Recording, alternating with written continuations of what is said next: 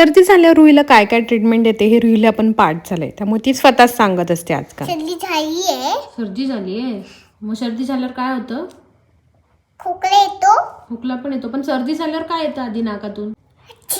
अच्छी होतं. हा, मग सर्दी झाल्यावर काय नाही करायचं? हा, अजून काय करायचं? हो, आजोबांनी कसं शिकवलंय प्राणायाम करायला? आणि अजून सर्दी झाल्यावर काय घ्यायचं असतं? औषध आणि वाफ. हो, वाफ. आणि नाक पुसायचं. हा, नाक पुसायचं. हो, रुमालने पुसायचं.